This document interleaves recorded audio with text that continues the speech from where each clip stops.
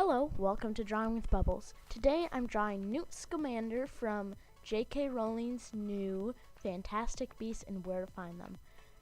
I saw this movie pretty recently and it was so good.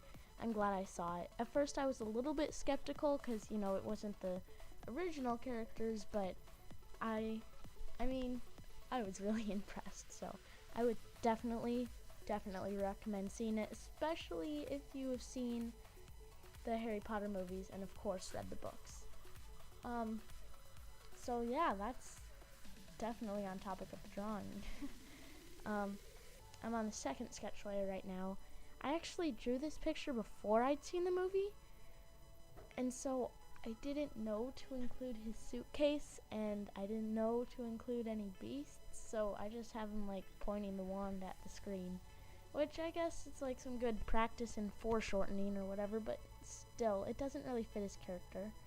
And you'll see throughout this piece, I'm tweaking that face a ton. I could just not get it to look like him, especially since at the time I didn't really know his personality. I think the one right there is the one I'd go with.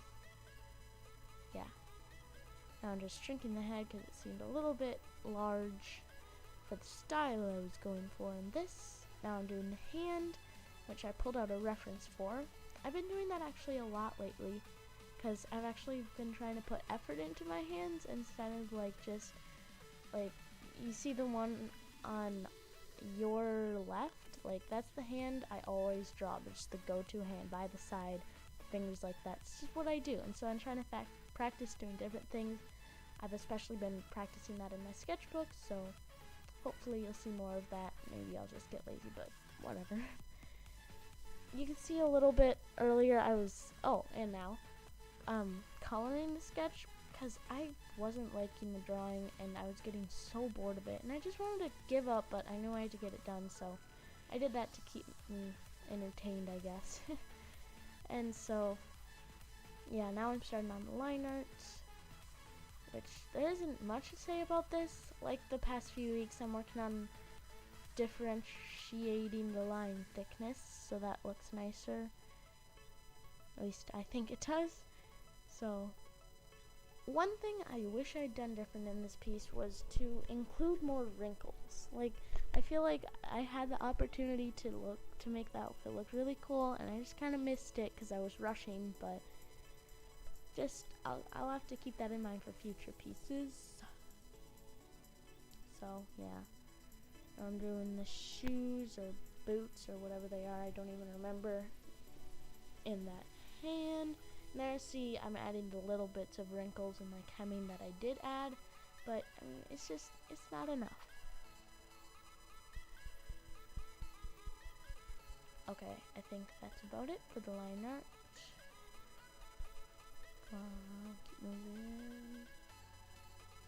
And coloring. There we go. So I'm coloring in the skin, coloring in the hair. It's probably not the most efficient method to color the hair. I could have just colored in with the paintbrush tool faster than the paint bucket, but it's done now. So now I'm doing the coat, which took a few tries. The color is it's a really unique color, so I definitely didn't want to screw it up.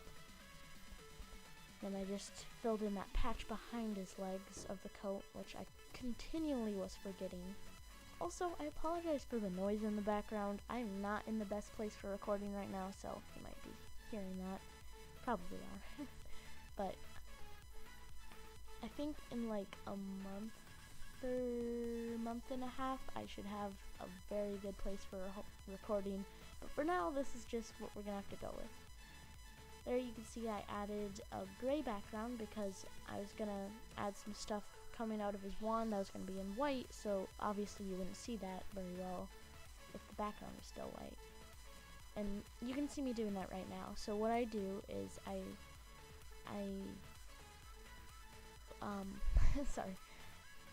painted in a white circle, and then I used this smudge tool that I have from David Vivoy's brush kit, and then I just smeared out in different lines, and it took me a lot of attempts because I was going off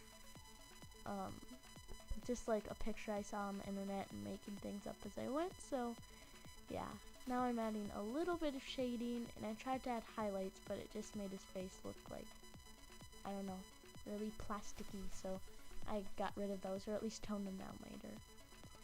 And I'm adding like a radial gradient behind him to just like enhance the effect that that wand is glowing. And the shadow, and there we are, done. Not my proudest piece, but I'm glad I could share it, and I really would recommend seeing that movie. Remember to rate, comment, and subscribe. Bye!